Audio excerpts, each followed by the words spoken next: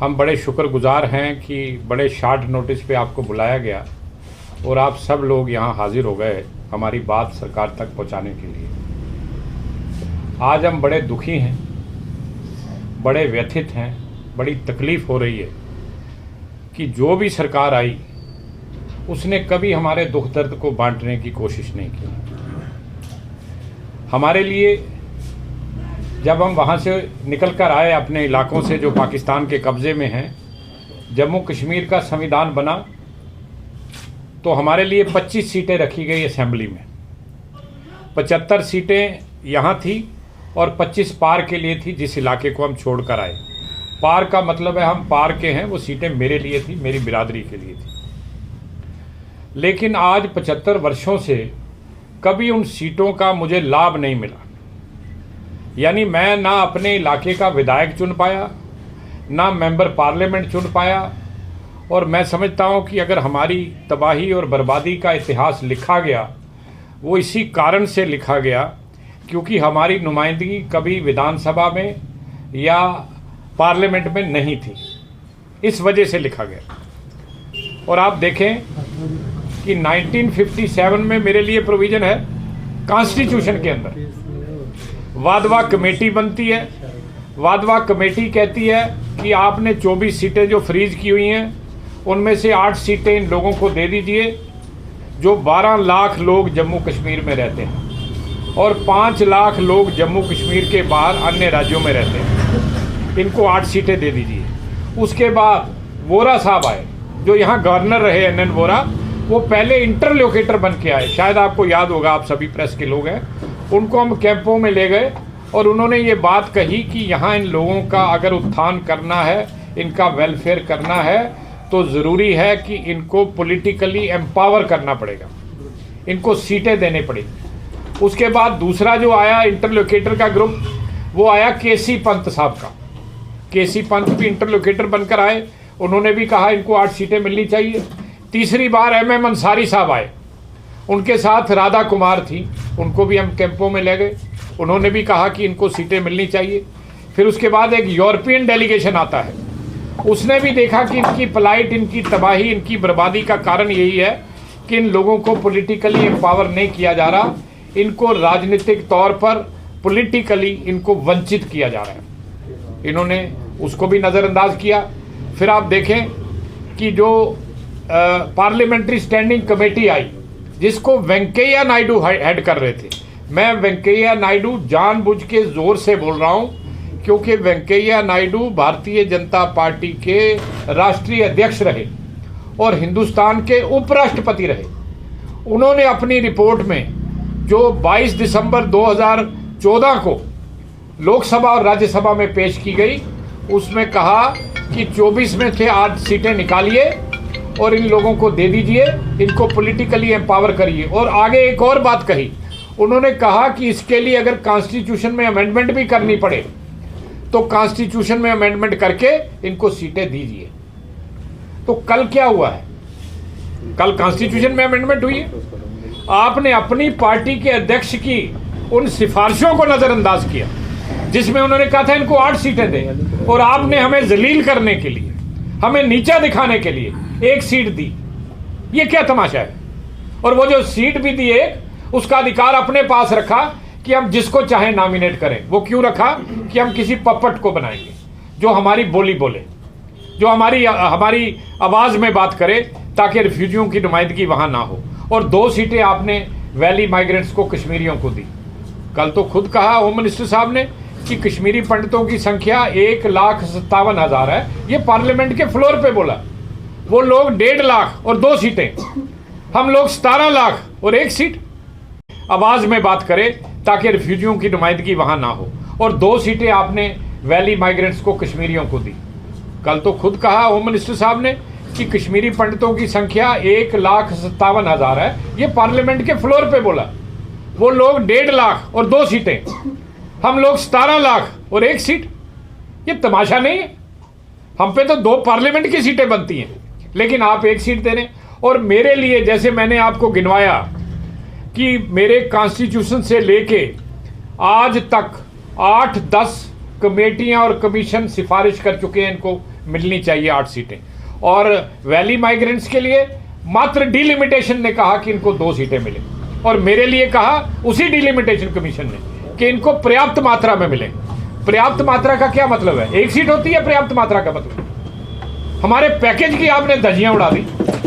Package था कि इनको 25-25 लाख रुपया मिले, आपने उसको बंद कर दिया, दोबारा बात ही नहीं करते उस पे था कि हमारे बच्चों को प्रोफेशनल टेक्निकल कॉलेज में रिजर्वेशन मिले।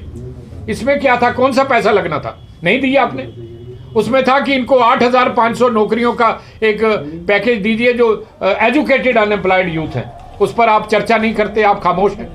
और मैं कहता हूं कि हमारी ये जो दुर्दशा हुई है, इसके लिए डॉक्टर जितेंद्र सिंह जिम्मेदार है, इसके लिए रविंद्र रैना जिम्मेदार है, इसके लिए अशोक कोल जिम्मेदार है। इस तिकड़ी ने जानबूझ के दिल्ली के अंदर असल रिपोर्ट पेश नहीं की। मैं मानता हूं केंद्र में इसकी गलती नहीं हो सकती, क्योंकि हिंदुस्तान बहुत बड़ा है, सभी मुद्दों को उन्होंने देखना होता है, हर एक तक वो पहुंच नहीं पाते। ये लोकल प्रतिनिधियों का काम है कि वो सरकार के कानों तक इन बातों को पहुंचाएं कि कहां पर त्रुटि है, कहां पर किस आदमी की मदद करनी है, किस कम्युनिटी की मदद करनी है। ये तमाशा बना के रखा हुआ है आपने। मैं पूछना चाहता हूं, क्या कश्मीर किसी दूसरे देश के कब्जे में है? अगर कश्मीर हमारे पास है तो इन माइग्रेंट्स को वहां से चुनाव लड़ाइए ना। आप रिजर्व क्यों कर रहे हैं सीटें? अगर वहां नॉर्मलसी है तो चुनाव लड़ सकते हैं। मैं तो इसलिए मांग रहा हूं क्योंकि मेरा इलाका पाकिस्तान के पास है। आप कराइए खाली मुजफ्फराबाद को, आप खाली कराइए मीरपुर को, आप खाली कराइए पुंछ को। मेरे सारे लोग वहां से चुनाव लड़ने के लिए तैयार है, हम डरने वाले नहीं हैं। लेकिन तमाशा बना के रखा हुआ आपने। आप एक गलत परसेप्शन को बना रहे हो, और परसेप्शन लोग नहीं बना रहे। दुख इस बात का होता है कि सरकार परसेप्शन बना रही है। ये पहली बार हमने देखा है कि सरकार ऐसा नैरेटिव बना रही है जो बिल्कुल गलत है। और इसी वजह से देखें फायदा क्या था, मैं आपको बता दूं। ये जो मिलिटेंसी है जम्मू कश्मीर के अंदर या पूरे हिंदुस्तान में, इसकी ट्रेनिंग कहां होती है? मेरे इलाकों में जहां से हम विस्थापित हैं। कैंप्स कहां पे हैं? पुंछ के अंदर, रावलाकोट के अंदर, मीरपुर के अंदर, कोटली के अंदर, मुजफ्फराबाद के अंदर।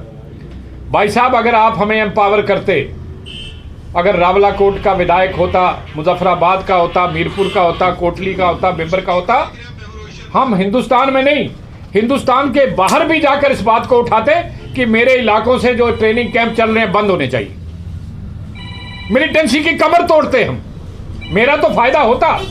मुझे अगर आप पॉलिटिकली एम्पावर करते, मैं अपने लोगों की बात निश्चित तौर पर मेरे लोग हाउस में करते, क्योंकि जब आप विधानसभा के अंदर बोलते हैं वो चीज़ें रिकॉर्ड में जाती हैं, वो ख़त्म नहीं होती, बढ़ती नहीं है।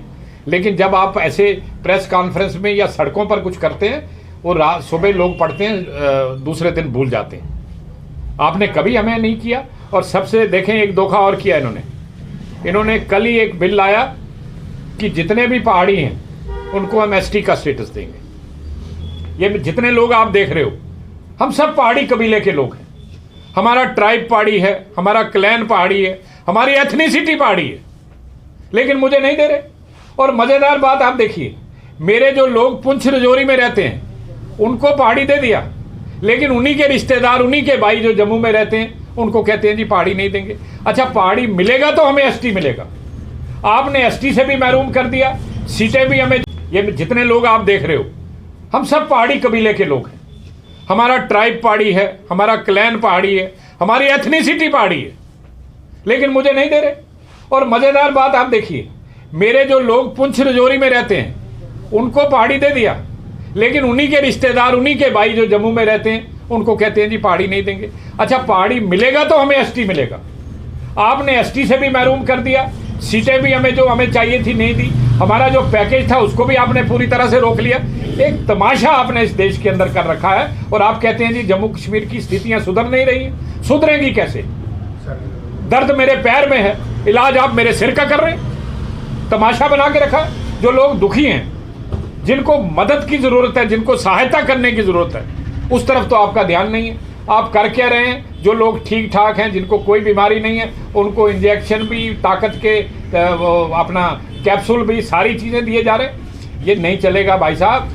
हम लोग बहुत तंग आ गए हैं, बहुत दुखी हैं। अब हम लोग आने वाले लोकसभा चुनाव से पहले हम सरकार को आग्रह करते हैं कि सरकार हमारी इन मांगों पर ध्यान दे। हमें 8 सीटें हर हाल में असेंबली के अंदर चाहिए। मेरे लोगों को हमारा पूरा पैकेज जो 2014 में पास हुआ था वो चाहिए। तीसरी बात, हमें पहाड़ी स्टेटस चाहिए जिससे हमें एसटी मिले। और मैं आपको बता दूं, इसके लिए हम हाई कोर्ट गए हुए हैं, क्योंकि छुट्टियां पड़ रही हैं हाई कोर्ट में। फाइनल हियरिंग है हमारी 24 फरवरी को डेट लगी हुई है 2024 में। लेकिन लानत है, मैं समझता हूं कि अगर हमें चीजें अदालत से लड़के लेनी पड़े तो हम वोट किस लिए डालते हैं, सरकारें किस लिए बनाते हैं? जिनको हम चुन के भेजते हैं उनके मुंह में दही जमा रहता है, वो मुंह खोलते ही नहीं। ये तमाशा बना के रखा हुआ है इन्होंने। मैं जब भी देखता हूं उठते बैठते सोते जागते कश्मीर की बात, कश्मीरी माइग्रेंट्स की बात करिए, मुझे कोई एतराज नहीं है, लेकिन हमें जहर दे दीजिए, फिर मार दीजिए इन सबको। बड़ा आसान तरीका आपके पास। बड़े दुखी हैं, मैं आपको बता दूं। इतने लोग सोच रहे हैं कि इतना बड़ा दगा, इतना बड़ा धोखा। कल तक आप दूसरी पार्टियों को जिम्मेदार ठहराते थे, उन्होंने कुछ नहीं किया। मैं भी कहता हूं उन्होंने कुछ नहीं किया, लेकिन जब आपकी बारी आई आपने कौन सा इंसाफ कर दिया? आपके पाले में गेंद थी, आप ठीक करते, आपके हाथ में था। और आपने पहले जब 5 अगस्त 2019 को जम्मू कश्मीर रीऑर्गेनाइजेशन बिल लाया, तब भी आपने गलती की, उसको फिर आपको ठीक करना पड़ा 4 साल के बाद। और मैं कहता हूं इनको दोबारा ठीक करना पड़ेगा। जब तक ये उसमें अमेंडमेंट नहीं करेंगे, हमारे 8 लोगों को नहीं डालेंगे, मैं समझता हूं हमारे साथ इंसाफ होने वाला नहीं।